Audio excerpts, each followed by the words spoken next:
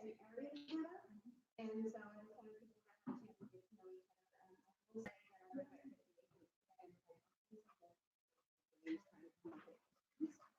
So we all have that. Denise is going to keep everybody on time with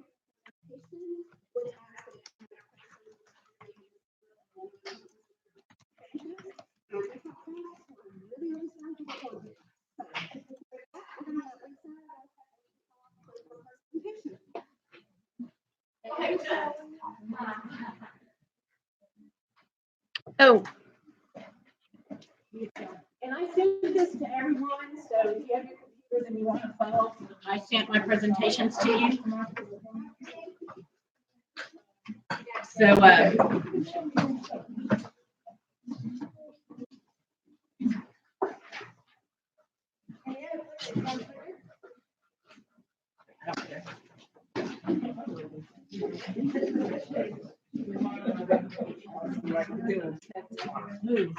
TED Talk, yeah. No. I've never been good. I've never liked getting up in front of people to talk. So anyway, had to do it lots of times. Okay, what we're going to go over is OVCA and ISOK. And she changed her mind. We're going to do something different.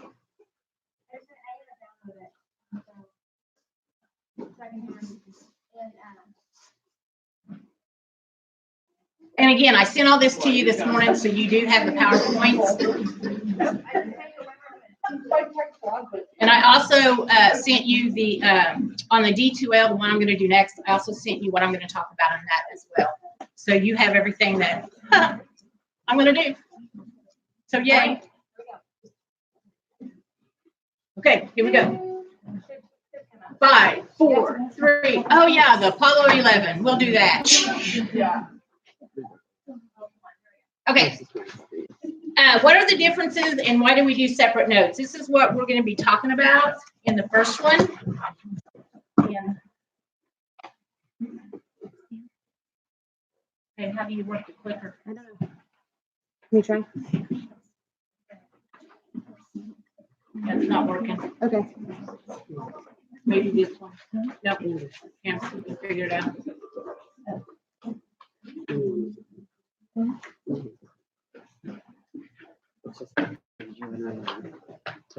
And on the first one, the school type, I put what their sayings are and everything. Oklahoma Virtual is a statewide school charter school, so we all know that. Insight is the same thing, but it has certain rules and regulations they have to follow because they are an alternative school. So their rules and regulations are different than what OVCA's are. Should I turn it on? Is that long? I don't know. Then turn the on button on. See? Technology. I do not have it in my house. Okay. Okay. So the next one, Wow. I'm back. ISOK. Is that what I got here? Yeah. This is some things about ISOK. They are an alternative education school. They do. You can see here that they do certain things. They have smaller classes. They have career skills training. So you can all, I'm not going to read all this to you because y'all know all how to read and I sent you the PowerPoint. But they do have a lot of at-risk students. So their focus is trying to get these kids through school. And that's one of the reasons they do the block scheduling in the high school, and which is totally different. And at-risk students, you can see what that means. And so that's where they work and have a lot of their students. They have a lot of students that work, and so they try to work around their schedules as well.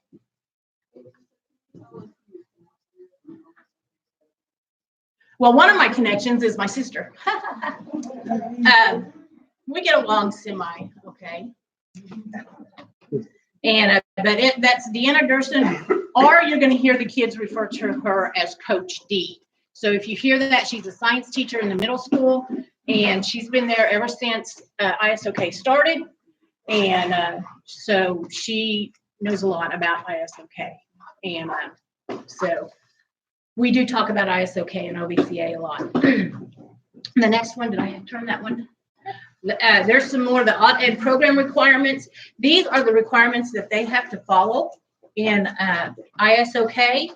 So these are different than what OVCA are. And so these are some of the things that they have to do. And again, a lot of requirements that they have to follow. Their classes are smaller because they can only have 20 kids in a blackboard room, whereas OVCA can have lots. So, and I'm going to get to that here in a minute. So mission statements. Here's are the mission statements for OVCA and ISOK. And to ensure the growth of every student through personalized learning and to create well-educated, productive citizens, both digitally and in life. Yay! And ISOK is a little bit different. Provide students who are struggling with their education an alternative academic program to help them stay in school, achieve a high school diploma, and be prepared for success in college, work, and life. OVCA also has model that includes, and you see that. So again, just a little bit of differences in these schools. Vision statements, each of our schools have a vision statement. OVCA's is to set the standard for online public school education in Oklahoma. ISOK is a little bit longer to provide at-risk students a fresh educational start in an initiative virtual learning environment based on collaborative partners, individual instruction, high-quality curriculum delivered on and offline, community support, student-focused initiatives, and career pathways. So these are their vision statements, and I believe that's the new one for OVCA. So I had to change that one at the last minute because they changed it on me. Okay, now here's where we get in the likenesses. Both schools are governed by a board comprised of Oklahoma community leaders. They are not the same people. They are two separate boards because we are two separate schools. They are two separate school districts. Both of them are tuition-free online public school. We offer the K-12 curriculum. They're all taught by high-quality, qualified Oklahoma certified teachers. All textbooks and instructional materials are provided for both schools. The middle schools both run on a semester with 6 courses, so they're the same there. They both have live daily classes. Middle school and high school both work out of the D2L plan. They both, you get a high school diploma. They both have attendance rules and expectations. They both have credit recovery courses. And they're both concurrent enrollment available for both schools.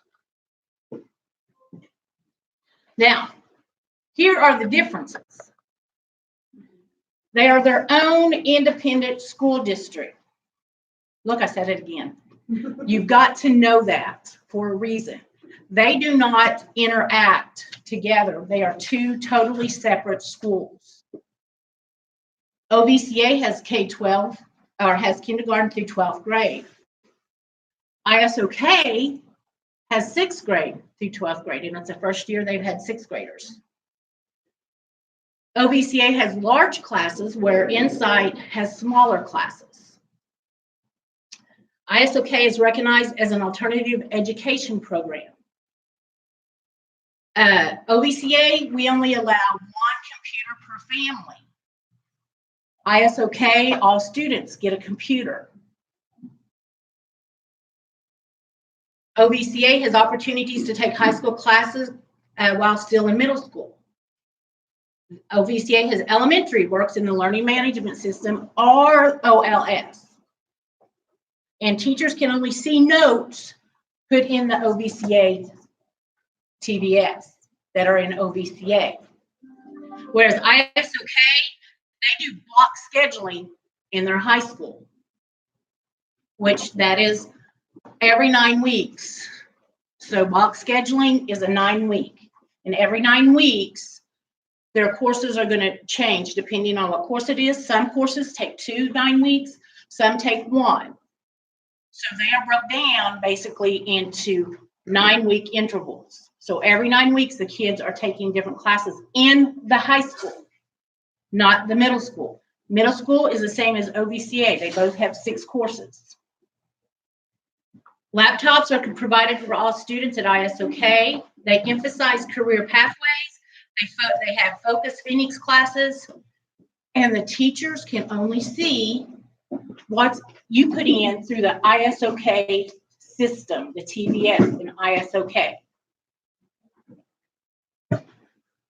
So there's a bunch of differences there. Again, they're their own schools. I asked a bunch of teachers, OVCA and ISOK teachers, why it's important we put notes into each school separately. These are a lot of answers I got back. A lot of them were the same, so I combined them all. Again, each school is its own independent school district. Teachers can only see notes that are put in that school's TVS system. Teachers need to see what CFAs have discussed with a student, legitimately don't know what's going on if others cannot see notes.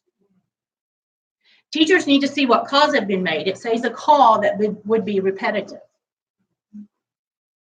Notes are important because it is how others know if a student has been identified for FAST or if the CFA has already reached out to them about grades or other academic problems. They need to be made aware when a student's FAST and/or enrollment changes. By making notes visible to others, it helps build on the work being done to connect with students. Check notes that a CFA made that may gain insight to the student's life situation that is adversely affecting their education and will be beneficial to others. It may give a better way to contact them, such as a new number, a number that can be used to text or tell their phone isn't working, so use email, etc. Know why an account is locked or how close a student is to being turned. All can check notes to see if there's information that is pertinent to a conversation someone needs to have with the student or LC. And this will also help build relationships between CFAs and teachers. And again, I asked OVCA and ISOK teachers, and these are the answers that they gave me. So this is why it's very important we separate that ISOK and that OVCA notes in your TVS. I know a lot of people say, oh, that's too much work. I got to have two things open. Yes, you do. You have to have an ISOK TVS open and you have to have an OVCA open. Yes, they log out quickly, but you still have to open them. And this has been something that's been communicated to our situation people, and just letting them know, like with our model, that is a big issue, and so we're working on that, working on trying to get that. So when you open up your TVS system up here, up at the very right-hand corner, it tells you what system you're in. If you highlight under the student's account, the box, you highlight it inside, smudge inside, OVCA, smudge OVCA. If you put a number in your OVCA account that's an insight, it's going to say there's no such search, and vice versa. So you're not going to get your students mixed up if you do it this way.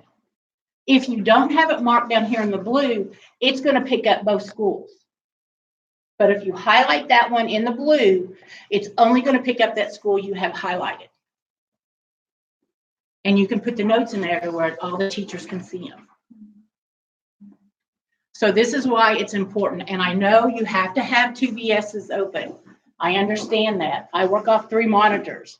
I have it open constantly. I can be on the phone. I go to make a note, and guess what? It's closed out. I got to open it up. And I've got myself in a habit of when I open it up, I automatically go in and mark that immediately. So I know. I also, on my computer, keep them a certain way. OVCA's TVS is on top. ISOK's is on bottom. So I know when I have both of them open, which one's which. But that's how I do it.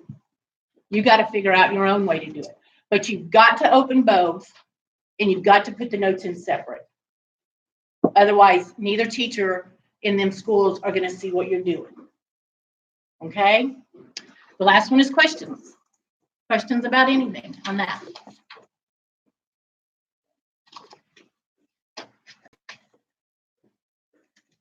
And I know both sets of teachers will appreciate it if the notes are put in. So that's just something we got to do, guys. Great, thank you. So cool. And then together, and then all the ins and outs of the differences between educate and appreciate.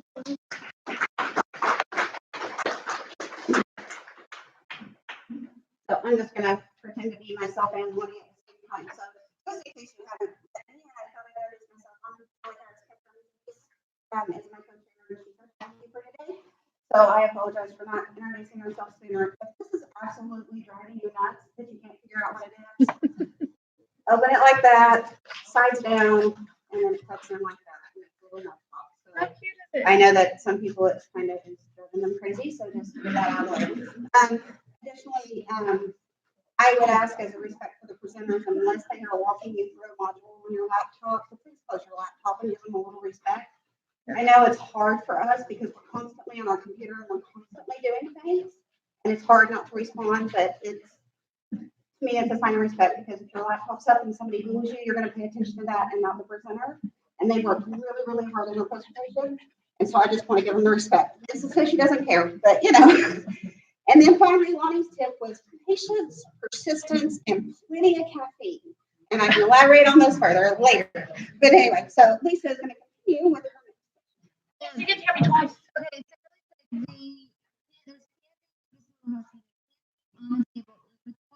There's food back there, water back there, there's back there, help yourself, it's all for you guys. We will have built-in breaks, but if we are professionals and adults, if you need to go to the restroom, you step out and go do that. Whenever you need to do that. But not all at once when I'm up there.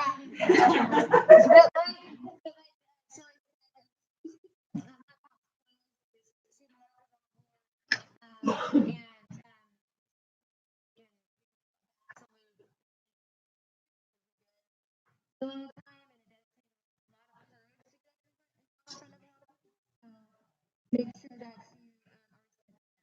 so thank you guys for being here, and I'll put my please. You want to put the other one up? Oh, I need to get on that, don't I? The next one we're going to go over is your D2L classroom. This is when you look into a student's account, you see that you have a classroom there. And this is what we're talking about. We're not talking about the D2L system. We're talking about your classroom.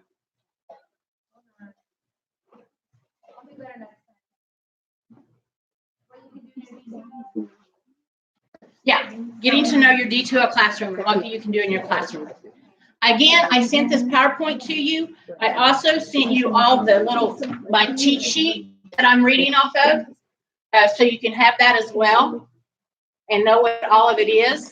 Some of you know this, but this is something that, guys, this is exciting to me. As soon as it comes up, yeah, there it is. See, it was real pretty. I do plain simple. I'm not like Katie and do all the good stuff. Mine's plain and simple. Agenda, information about your D2L classroom. I'm going to go over what everything means. Your D2L announcements. You can put announcements in your D2L. Surveys. You can do surveys in your D2L. And intelligent agents. And them are exciting. Okay. So on your D2L classroom, up in the little top corner, your left-hand corner, the little house, of course, that's going to take you back to your home page. The house next to it that's rounded, that will take you back to your classroom home page. And then, of course, you see your name. Then the little boxes there, just like in the students deal, that is going to give you shortcuts to other classrooms you have. Your next to that is the subscription alerts. Next to that is your update alerts. And of course, then your name. And your name, again, has your profile, notifications, account settings, log out. Of course, that's where you can go in and make sure your time's set correctly. Again, that's where you can do it with the students as well. Then your little spindle thing, whatever there, that's your organization and video no captions. Then you have your name.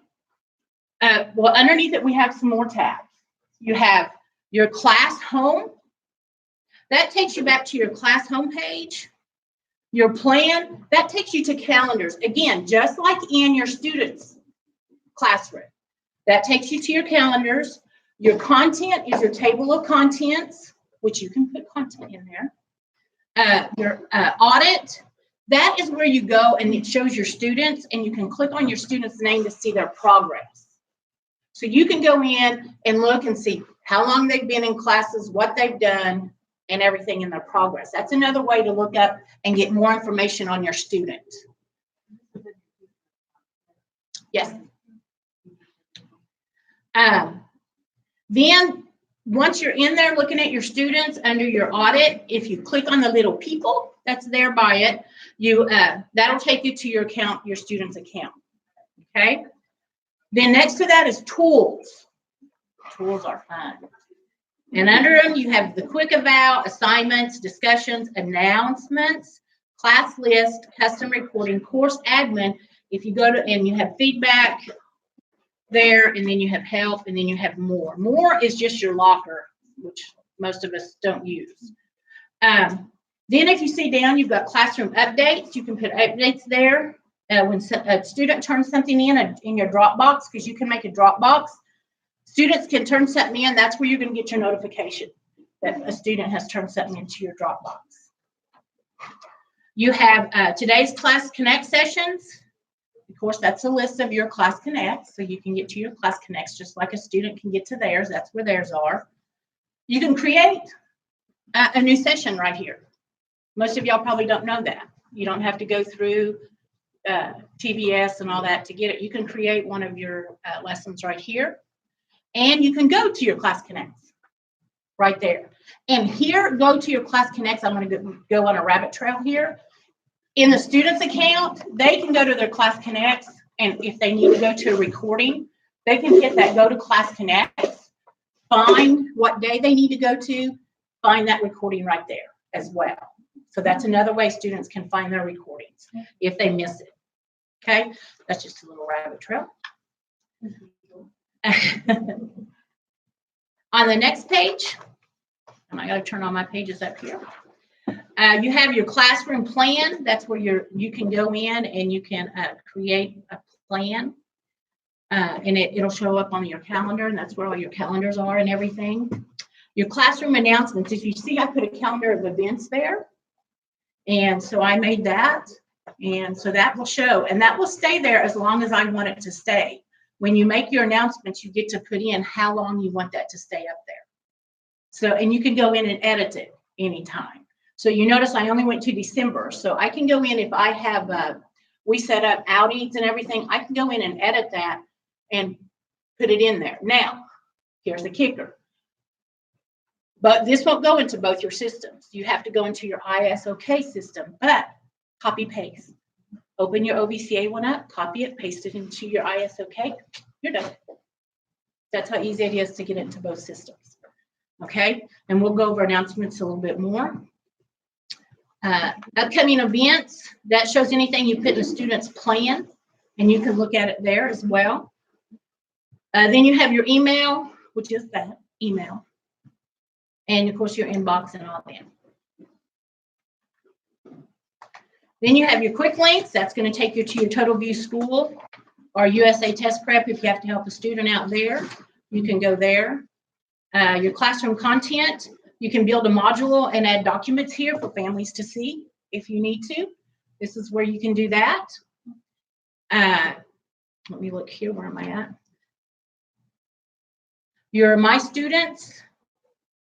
That's where you can get your grades. This here in your D2L, that's where your students, you see your students listed underneath that. That's where you can check your students' grade, view your students' page, and view your students' progress. So you can do that all from there as well, because you'll have your students listed. I don't know if I have my students listed on there. I think they were already gone by that time.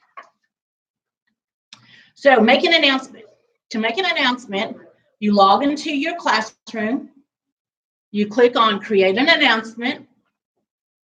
You type your announcement and your title name there.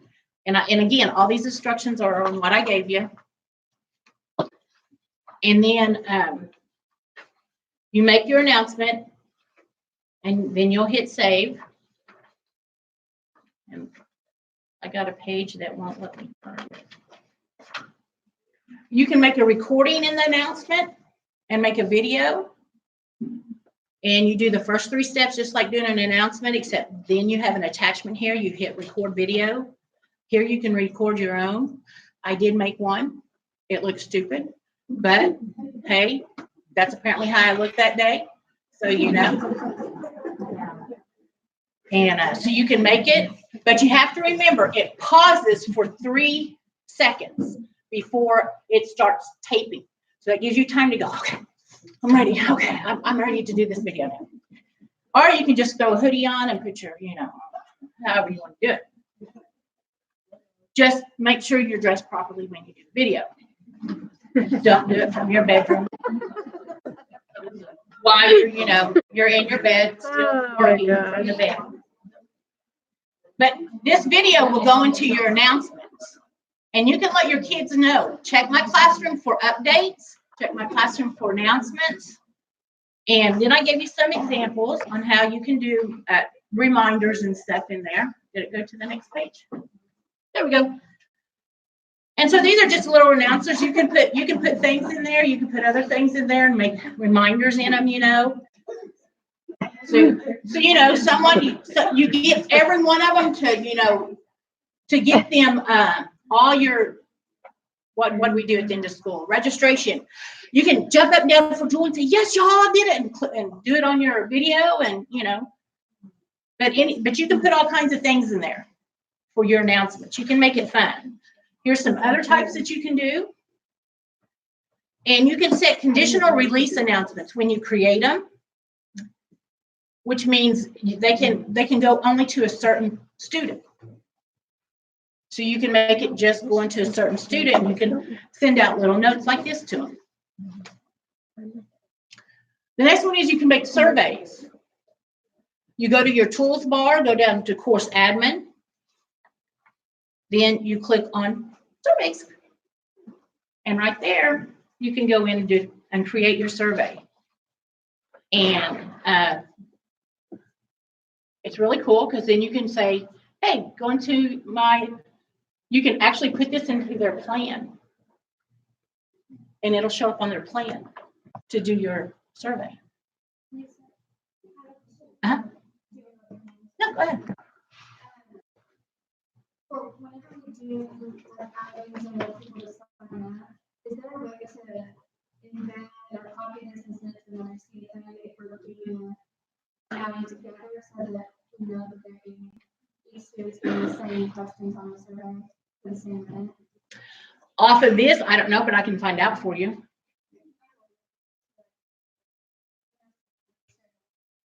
Yeah. Oh, I have a comment on that, and it's maybe completely off, but we are too, as usual, because my shoes fell apart, I'm just feeling like I'm all that today. I left a big chunk of my shoe in the parking lot. She wanted to thread right on. No, I mean, by the time I got to my room. That's how far we were. And they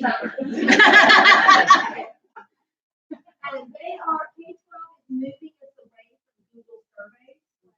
So start using Microsoft Forms, and they're super easy. I started, I do not like to change because I just don't like change. So I've been working with them this summer, super easy to do. So Yeah. remember, if you do any other kind of survey besides this, it needs to be in Google Forms or Microsoft Forms. If you need some training on that, we can get you training on that, but. Yeah, and just know that this is for your middle school and high school students only, because this is the D2L system. This is not the OLS. I mean, the elementary, you would have to send a Microsoft survey out to. So then you create your survey, and here in your survey, you just go to general, put in the name and your category. And I can do training on this, and I can get training on it. And then you make your survey, and of course you have to type it out and everything. And again, copy paste into your ISOK. Same thing, copy paste into it, and it'll create this as well. And always name your stuff with the date at the beginning, because if you have to look something up, and And if you put it in the plan, again, put the date at the beginning, make everything consistent so that the kids can find what you're looking for. So always make the note the same. So once you get your survey, you add it to your plan. You go to your plan, you create an event, add the content, click on your link. You want to add it to, scroll down to survey, click on your survey name, set up the dates on when to run, and you can have it run as long as you want. You know, if it's a July one, maybe you just want the first week of July, so however many days you want. And you can do the recurrence, how many times, you know, how long. Hit create. It's in their plan, guys. It's in their plan showing them they need to do this survey. And then I showed you where I did it. See, I put it in there and it's in their plan. And it shows, you know, when it starts, you know, and they can do the survey. Now, the July one I had in there and I did it at a different deal. And you can see that it's past due because I had a start date and an end date on there. And if it didn't get done, it'll show up past due. Okay? Do all the newbies understand why it matters that it's in the plan? Why does that matter if it shows up in the plan? Follow the plan. All students in middle school and high school must follow their plan. They live by the plan. Yes, ma'am.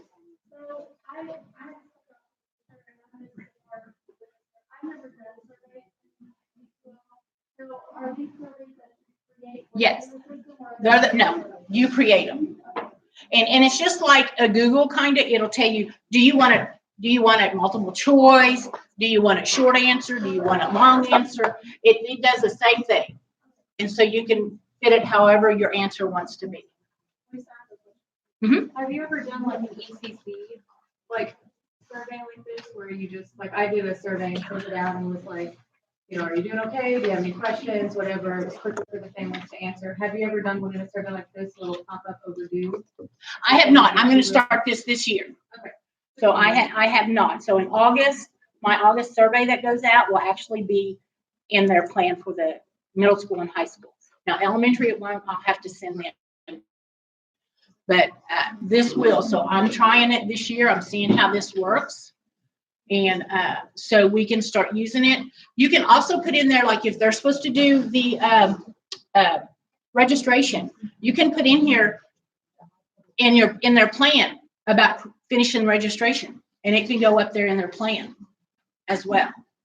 So these are things that we can get to them, and we're not harassing them also by phone, but we're going to put a plan to get it done. And if it don't, it goes overdue. So the next thing is intelligent agents. Hey, real quick, can I say something about surveys? Uh-huh. If we're on that topic. Okay, so No, with surveys, I understand they're very useful for hitting that ECC metric. I understand. And I know that we pushed that last year because we wanted to meet the metric, we wanted to meet the goal. But if you send out a survey, that does not count as an ECC in itself. There has to be a reply to you and you reply back. And it has to be good information. It can't be a 2-line reply, 2-word reply. You guys,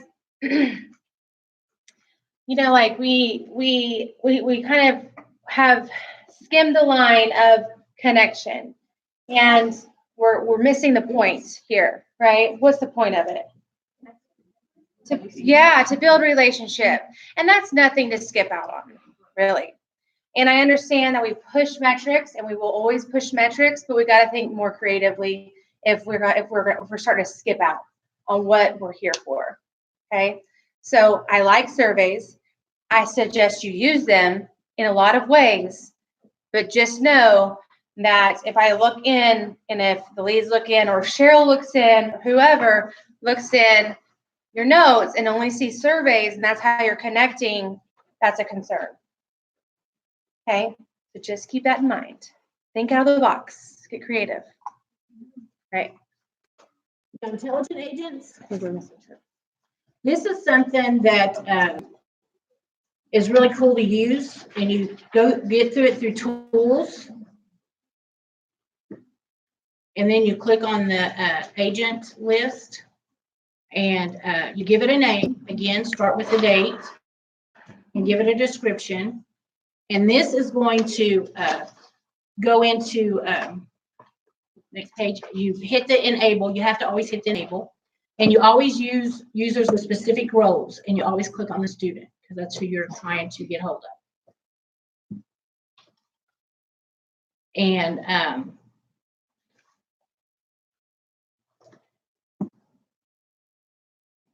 And then you log into the activity, and then this tells you you're going to do, like I use the survey for an example, but there's other things here that you can do.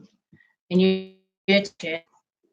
And then it tells you how many days that you're going to set it up for. And then this tells you what the restrictions are, whether it's repetitive or you're going to send an email. And you can take action every time. So if they don't do whatever you put in there,